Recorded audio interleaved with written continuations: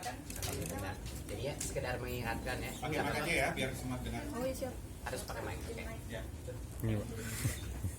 Sebelum tanya, sekedar mengingatkan ya, 4 inisiatif kebijakan. Yang pertama adalah USBN, ya, kalau tidak ada USBN itu kembali kepada sekolah, jadi menjadi ujian sekolah. Kedua, UN, diganti jadi asesmen kompetensi dan survei karakter. Ketiga adalah RPT, yang tadinya berhalaman 13 komponen jadi 3 komponen dan cukup 1 halaman. Dan yang keempat adalah zonasi, yang tadinya jalur prestasi yang cuma 15% sekarang dibesarkan menjadi 30% agar jalur prestasinya dan minimum afirmasi, donasi dan perpindahan itu 70%. Ya. Jadi itu kira-kira 4 kebijakan pertama Merdeka Belajar kita. Sekedar mengingatkan. Silakan.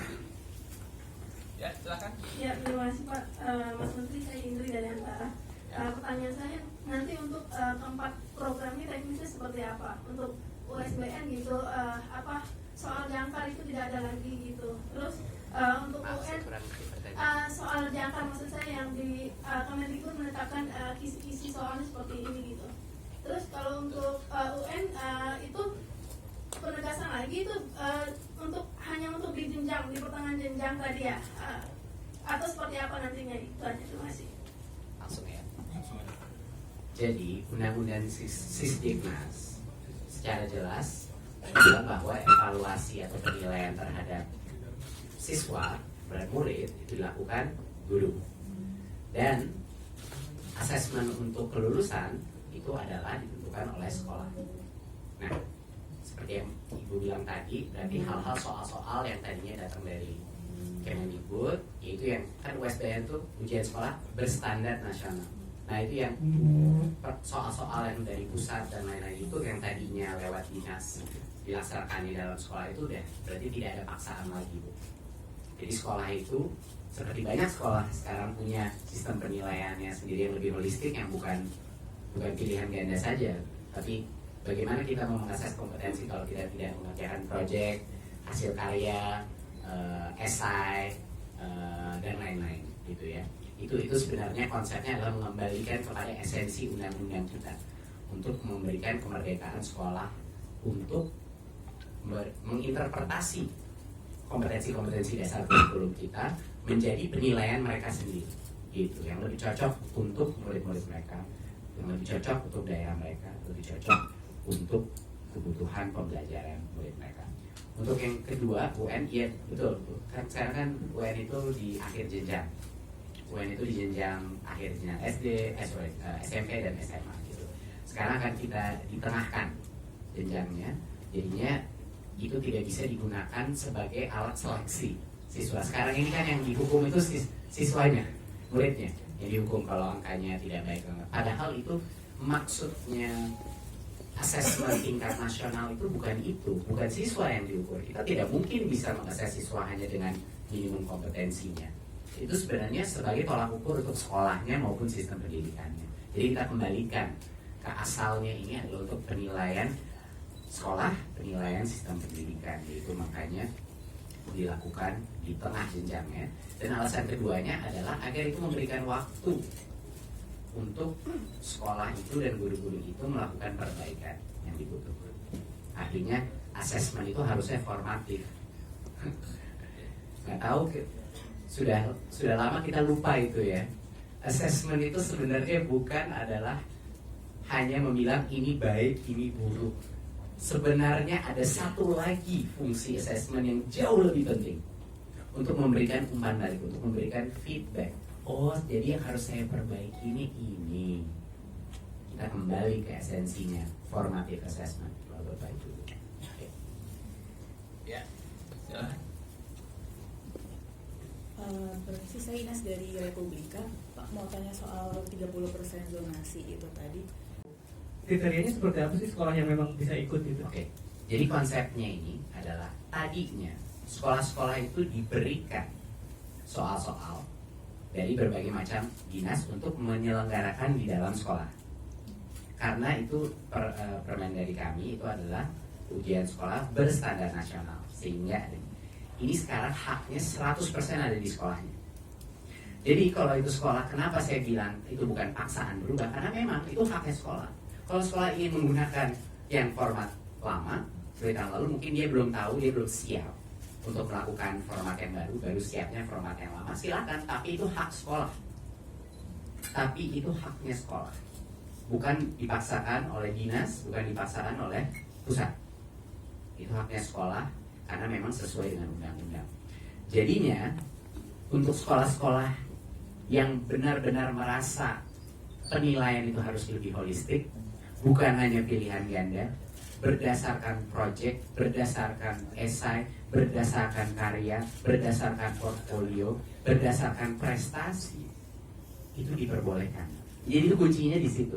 Ini memerdekakan sekolah-sekolah untuk menilai kompetensi-kompetensi dasar kurikulum kita dengan cara yang lebih holistik. Karena Bapak tahu, apa yang terjadi kalau sesuatu itu berstandar nasional atau berstandar misalnya ujung-ujungnya adalah pilihan ganda agar bisa ada standarisasi, Pak. Tapi kenyataannya kalau sekolah itu, kalau penilaian itu diselenggarakan di sekolah, kesempatan untuk melakukan hal-hal yang bisa dinilai sama guru-guru sendiri itu jauh lebih besar. Karena kalau ditarik ke pusat, susah kan mengadministrasinya. Gimana mau menilai esai, gimana mau menilai karya, gimana mau menilai project, gimana mau menilai karakter. Nah, tapi di dalam sekolah itu possible. Itu possible. Jadi bayangkan betapa banyaknya inovasi yang bisa dilakukan guru-guru penggerak sama kepala sekolah penggerak dengan adanya kemerdekaan ini. Ya, ini menjadi, jadi maka saya bilang untuk yang tidak mau berubah, yang ingin menggunakan pola lama itu silakan, tapi itu haknya sekolah. Kedua, bagi yang mau berubah jangan disia-siakan kesempatan ini. Oke. Untuk survei karakter dan lain itu nanti ujian itu akan digabung ya Pak ya, ujian dan survei itu digabung dalam satu soal atau mungkin ada perbedaan soal lagi gitu Pak. Makasih. Ya, pertanyaan yang baik. Secara teknis ini nanti detailnya kan kita sedang pengembangan ini assessment ini. Tapi sudah pasti ini akan dilaksanakan melalui komputer. Itu sudah pasti. Nggak mungkin kita nggak melaksanakan. Apapun dalam standar nasional itu harus computer based. Jadi itu adalah gerakan kita, PR kita selama tahun ke depan ini adalah memastikan semua murid itu bisa ya karena kan sekarang masih banyak yang masih di beberapa daerah kan belum bisa gitu. Jadi itu harus kita tuntaskan tahun ini gitu. Jadi udah pasti computer based, iya dilaksanakannya saat yang sama, ya saat yang sama.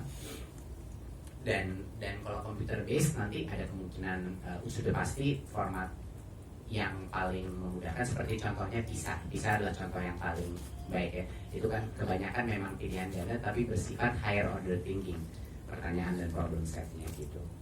Tapi kuncinya apa yang berubah adalah ini udah nggak jadi beban stres buat orang tua sama murid. Ini tes yang harus diambil di tengah jenjang dan itu bukan bisa menjadi alat untuk seleksi itu murid karena di tengah itu adalah formatif terhadap sekolahnya. Jadi yang diberikan informasinya kepada gurunya, kepada kepala sekolahnya. Dan kedua, nggak ada tuh mau ngafal apa, nggak bisa dihafal karena udah nggak ada materi hafalannya lagi.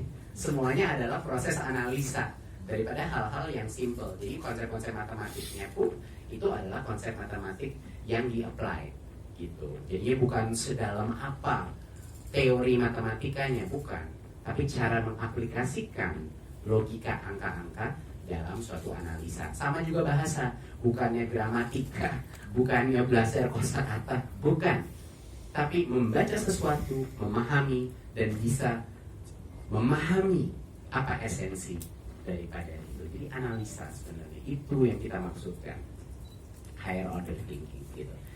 Jadinya ya terus terang nggak ada jumlah penghafalan atau baca-baca buku setumpuk untuk bisa meningkatkan hasilnya. Satu-satunya cara adalah untuk melakukan pembelajaran secara baik, pembelajaran pemahaman konsep, cinta buku, cinta baca. Itu satu-satunya cara untuk meningkatkan hasil itu. Jadi bukan hafalan lagi. Ya, ada lagi? Boleh nambah lagi? Enggak. Mungkin cukup ya. Satu aja untuk kasihan teman yang lain. Pagi Pak, saya Rahel dari Detik. Pertanyaan saya, tadi kan UN akan diubah menjadi asesmen kompetensi dan survei karakter. Yeah. Nah, dilakukannya di pertengahan tahun ya, bukan seperti UN yang sekarang di akhir tahun. Nah, Ya, jenjang. ya di Jenjang ya. jenjang.